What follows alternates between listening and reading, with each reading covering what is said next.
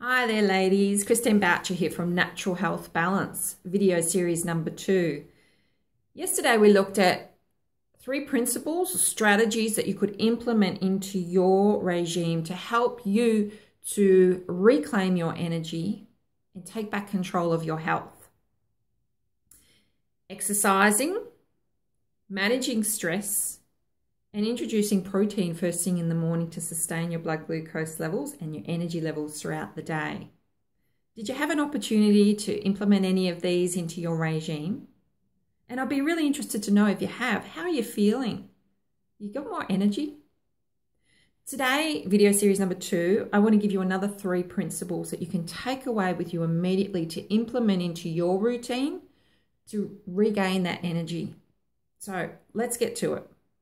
I just want to tell you a little story about a client I saw the other day. As a health and wellness coach and working in the healthcare industry for 20 years, I've seen it all. And I've seen this quite commonly, that women are getting into this habitual routine of lacking energy and then making these poor choices, going for the sugary drinks and sugary snacks. And it's just boosting them momentarily, but then they come crashing down. They're just not sustaining those energy levels. And I had this client the other day, and maybe you know someone like this. Maybe you do this. She gets up and she has a morning coffee and she rarely eats her breakfast. So she's eliciting the stress response from the moment she gets up. She's smoking a cigarette and she's running high on adrenaline. And her blood glucose levels are peaking because of this. And she gets to lunchtime and sometimes she has lunch, but not always. By mid-afternoon, she comes plummeting, crashing down. And then this is the troublesome time. She's going for more caffeine, she's going for more sugar, or perhaps she's reaching for a sugary drink, a Coca-Cola or whatever, or a sugary snack just to get her through the day. So she's peaking and momentarily feeling good, oh, I've got the energy, but then by late evening she comes crashing down again. She's reaching for a chocolate or a cake or something sweet. It's like her body's craving something sweet to get her through the day. Do you know someone like this? So what we did, we made some really simple changes into a daily regime to help to maintain those blood glucose levels through the day and sustain her energy levels through the day. And then she was making better choices. She wasn't reaching for the sugary drinks and she's lost weight. And she's looking great and she's feeling great and her stress levels are down. She's not drinking as much coffee. She's even given up cigarettes. It's phenomenal to see, you know, the change in someone and how it can benefit from just making some simple changes. So let's get into it. 3 principles today. Principle number 1, hydration. Hydration is essential. It's recommended that we have 2 to 3 liters of water daily. We get about 35% in with our food, so we need to take about 2 liters orally. Now, there's a couple of little tests you can do to see how well hydrated you are. You can do what's called the capillary refill. As a nurse, I worked in the healthcare industry 20 years, and we used to do this quite routinely. So I'll demonstrate on my figure. It's better done on your toe. Squeeze it for a couple of seconds and then let go. If you're well hydrated, the skin turgor and elasticity should bounce back immediately.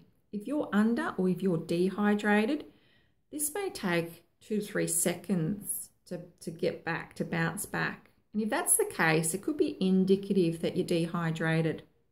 Another little test you can do is have a look at your pee. Next time you go to the toilet, have a look at the color. Is it dark? Is it a bright yellow or orange?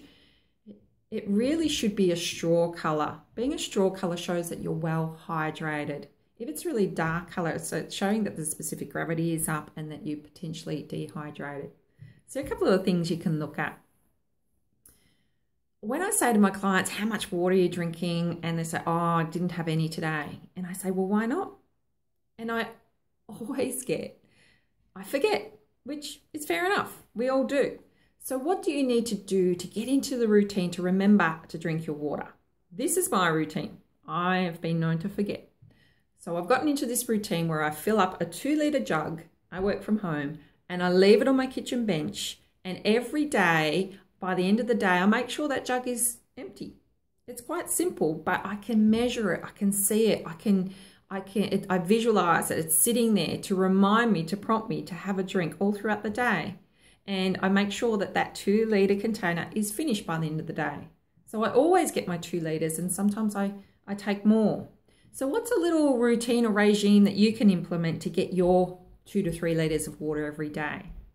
Okay, and the next principle is increasing the fibre in your diet. Increasing the fruits and veggies and beans and legumes. Those sort of fibre will keep us more full and help to sustain our blood glucose levels through the day. So we're not getting the peaks and troughs. And when we're feeling more full, we're not producing the ghrelin hormone, which is our hunger hormone, and then we're not reaching out for those sugary foods or fixes because we're content, we're full. So increasing your fibre. And the next thing we can do, and it's always overlooked but it is essential, is sleep. Getting your 7 to 9 hours of recommended sleep a night. Because when we're sleeping, we're under the relaxation response, which is opposite to the stress response. When we're sleeping, we're rejuvenating, our cells are repairing, all our biological functions are working optimally. Our immune system's working well, so it's fighting bacteria and viruses. Our digestive system is working optimally, so it's absorbing all the nutrients that we've had through the day. Sleeping between 7 to 9 hours a night is what is recommended.